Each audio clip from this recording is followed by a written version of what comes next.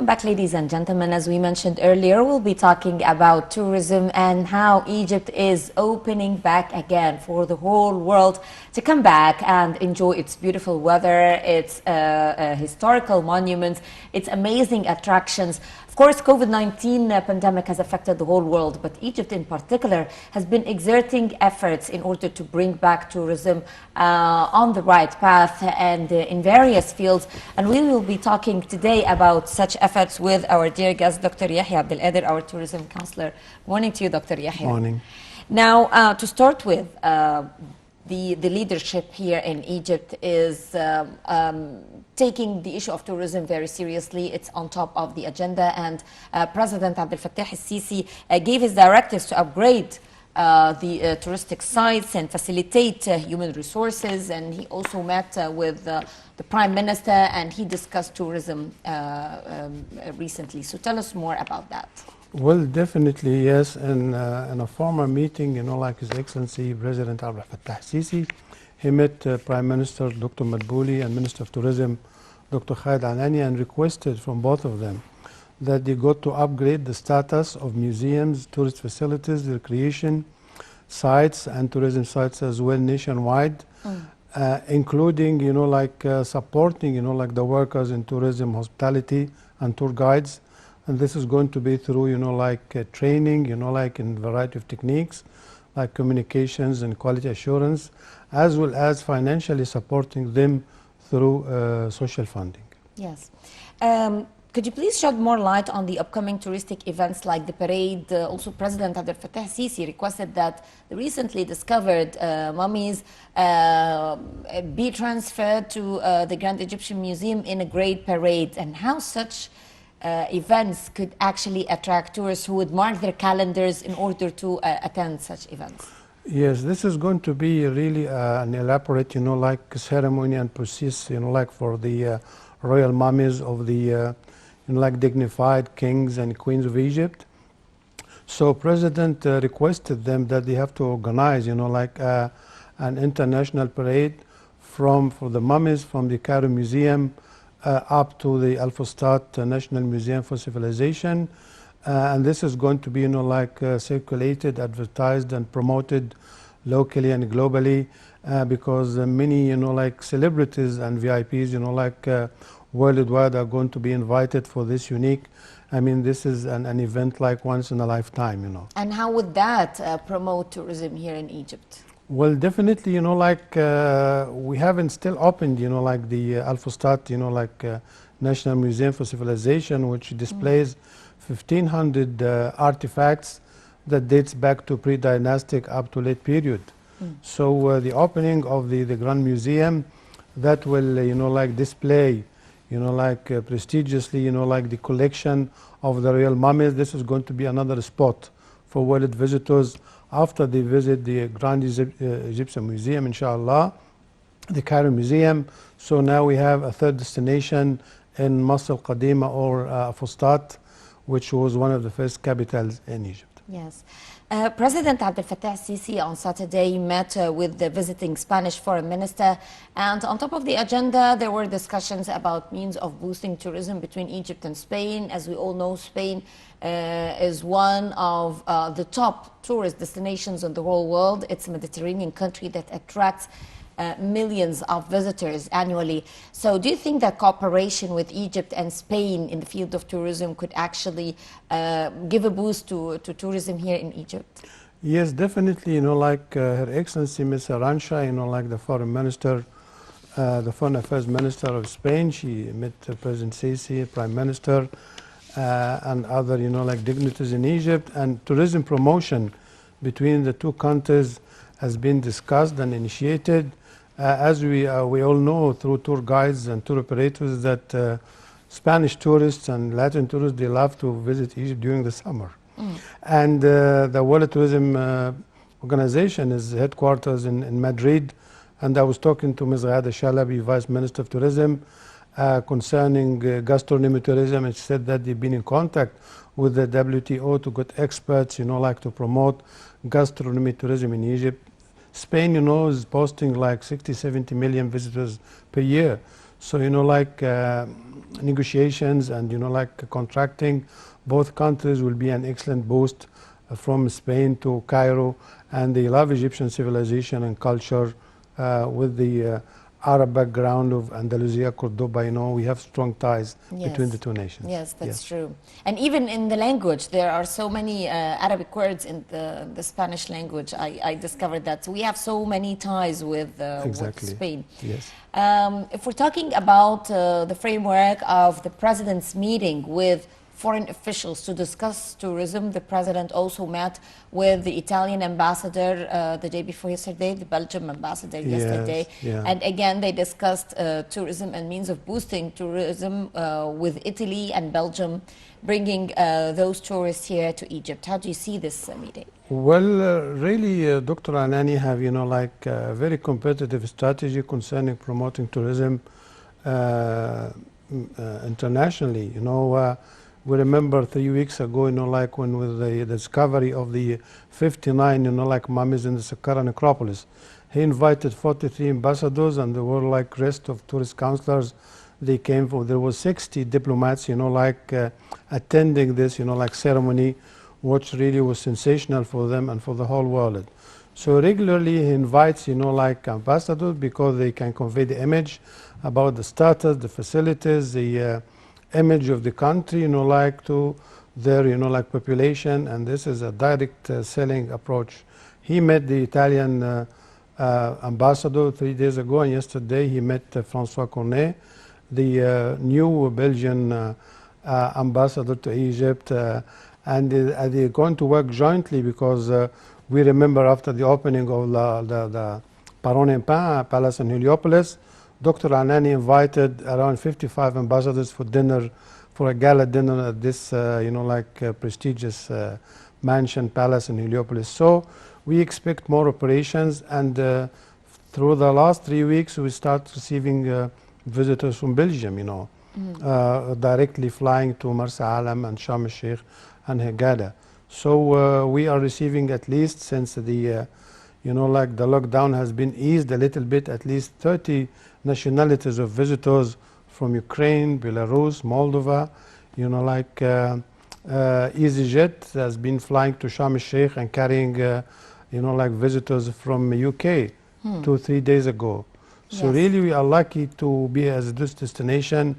And remember, we had the Secretary General of the WTO visiting Egypt 2 months ago, and he was so excited, to see how competitively we were, sticking to the regulations of the World Health Organizations and keeping visitors safe and sound, and at the same time, our results were, back on track. Yes, I'm glad that you mentioned the issue of resuming direct flights to Egypt, especially to Sharm el-Sheikh, because this was one of the main reasons that affected tourism, the halt of flights worldwide, and particularly to Sharm el-Sheikh even before COVID-19. But the resumption of flights actually helped to a great extent in boosting tourism, because at this particular time of the year, many tourists like to come to Hurghada and Sharm el-Sheikh in particular, to enjoy its beautiful weather. So it's mild weather, we have to remember, like 3 weeks ago, Egypt Air resumed its flights back to Moscow, and Airflot doing the same thing. So we have 6 flights weekly, Cairo to Luxor direct, to Moscow direct, as well as Emirates Airline. They have like 17 flights a week to Cairo. Egypt Air is having 60 flights, per day, both locally and internationally. So we. Like 85% of our visitors fly to Egypt via air. So really, international airlines is like very, essential to the tourism. Also, now cruises resumed to Luxor and Aswan. Again, this is good news to all the people who like to come to Luxor and Aswan at this particular time of the year. People start coming to Luxor and Aswan starting October, when the weather starts. Fair weather, yes. Yes, gets better. So the resumption of Nile cruises was actually one of the main reasons for boosting tourism, and many people were looking forward to that, especially after a long period of lockdown, yes. yes, of lockdown. Yes, I know about French tourist groups, like who love, like not to go the regular way, but to cruise the Nile exclusively. It's through sailing, like not through like motorboats, and it's more expensive. But this is, like a longer cruise and more exclusive way to discover, like upper Nile of Egypt between Luxor and Aswan, even up to Nasser Lake. So really, the Nile cruising, the Ministry of Tourism certified 20 Nile cruises to be equitable, like, and matching with the requirements and proceeding of the World Health Organization. Yes. COVID-19 pandemic, Dr. Yehia, has affected the whole world when it comes to the tourism industry, not only in Egypt. To what extent did the pandemic affect the whole world and Egypt in particular? Worldwide, like it's 90% down. Yes. There have been like losses by the trillions. Egypt, we were lucky because, like we opened, like our destinations, our resorts outside Cairo, like Alamein, Marsa Alam, Hagara, Sharm Sheikh for like around 4 months. And the ministry and the administration was successful in managing these sites and facilities. So now we're moving to Plan B, which is like promoting, like the Nile cruises, because Luxor and Aswan, has been locked down for a while. So now we're bringing business back to them. And then, like regularly, like Cairo, we start having like meeting and incentives and exhibitions, and flights, like will be resumed back because as we have seen, like 30 countries, nationalities has been flying back to Egypt, and they go back and they enjoy it, and they come back and send more groups. Yes. So really this is very, like positive, like for the image of Egypt as a tourist destination and as a country and all. Yes, speaking about how the coronavirus pandemic affected tourism in the whole world, yesterday I read a very interesting news item about a Japanese young tourist who went to Peru to visit its Machu Picchu. Yes. It is. And that was in March. That was back in March, and he got stuck there because of the pandemic, and he refused to go back to his country until he visits Machu Picchu. Yeah. And he stayed there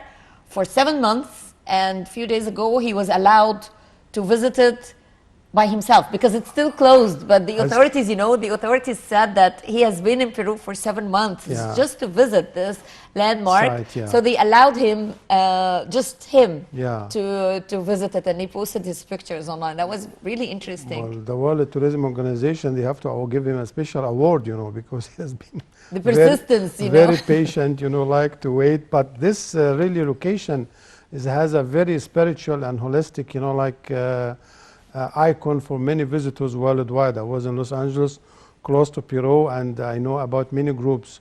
It's like a pilgrimage, Yes, yes. to this site. Yeah. Yes.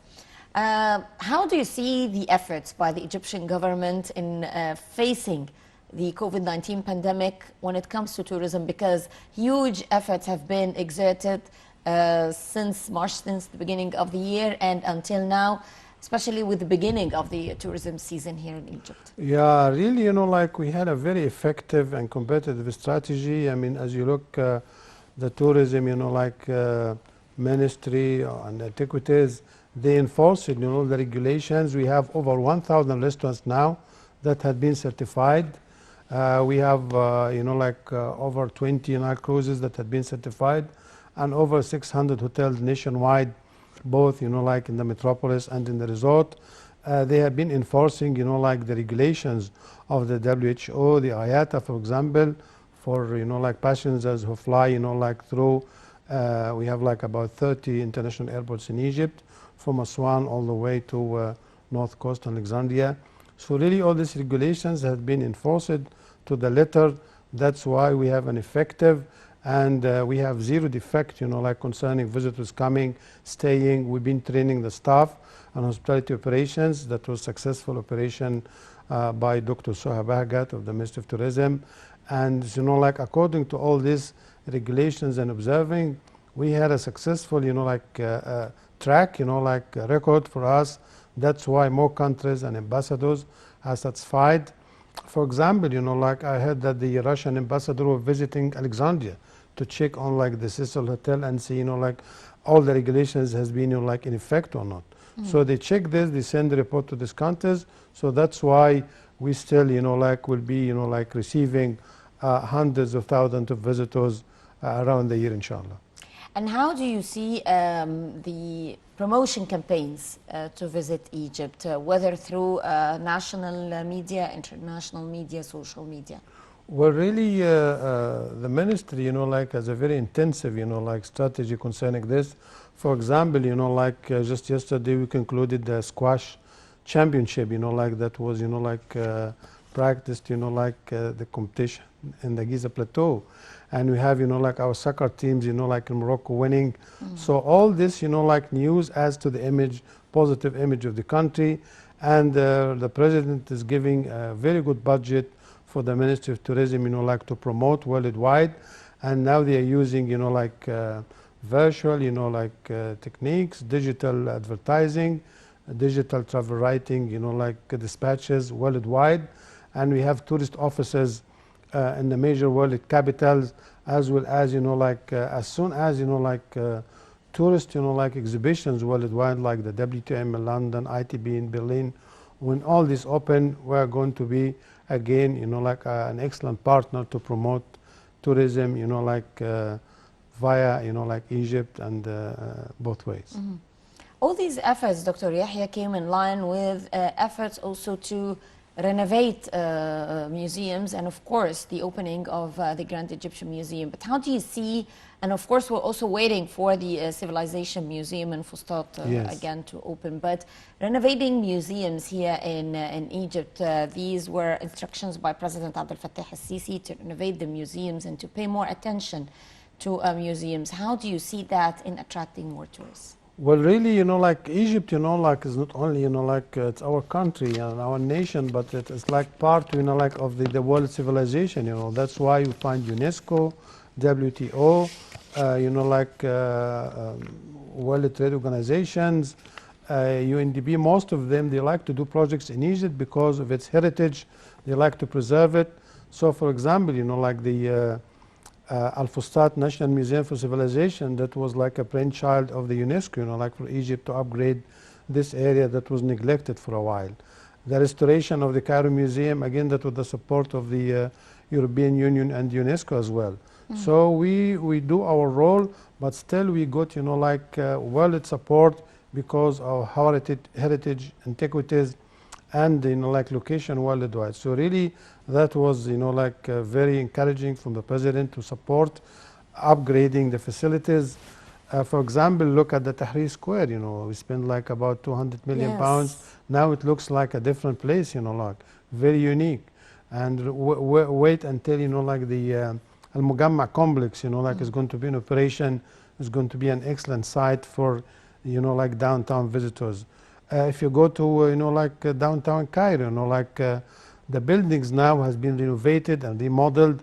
So the glory of old Cairo, Khedive Cairo, is going to be back, like in its beautiful shape, which is still, like haunts the memories of like world visitors who come to Egypt, like since, like the 40s, since the 18th century, 19th and the 20s. So really we're spending like a large budget to upgrade these facilities, and this is going to pay back in tourism and other activities as well. Finally, Dr. Yehia, in addition to all the things that we have discussed, the museums, the beaches, the resumption of flights, the campaign and so on, Egypt is embarking on a new era of new cities. We have the Galala city, New Alamein, New Mansoura, changing the face of those cities with attractions and facilities, exactly, development. How would that attract tourists to those particular places? Well, really, this, like I got calls from friends worldwide, like from California up to the Gulf. They all, like very, like pleased, like, and they have sensational, because they talk to me about Alamein, about the Galala, about, because as we know, like Egyptians were living on 10% of the country. So the strategy of President Sisi that we have to spread over, you know, like make like an even distribution. That's why Alamein, which was like, you know, like a seasonal resort, is going to be a year-round resort with the university and facilities. I visited Galala 2 weeks ago, and it's amazing, you know, like it has a university with 15 campuses, you know, like colleges. King Salman in Sharm el-Sheikh as well, and Mansour, and then in Upper Egypt we're doing, you know, like Sohag, Asyut, and Upper Egypt is not neglected as well. So all this brings, you know, like visitors, education, upgrades the real estate, you know, like locally and internationally, and we have many international students who like to come to Egypt and study and learn, you know, like new techniques and technologies in these, you know, like really amazing locations, you know, like I mentioned. So within 2 or 3 years, we're going to have at least like 10 to 15 new universities that's going to add to, you know, like the quota of, you know, like sophisticated Egyptian education systems. Yes. Dr. Yehia Abdul Qader, Tourism Counselor, thank you very much for being with us this morning in this edition of The Breakfast Show. And thank you, ladies and gentlemen, for being with us in this segment. Yet more to come. We'll be talking about sports in the upcoming segment of The Breakfast Show. Stay tuned.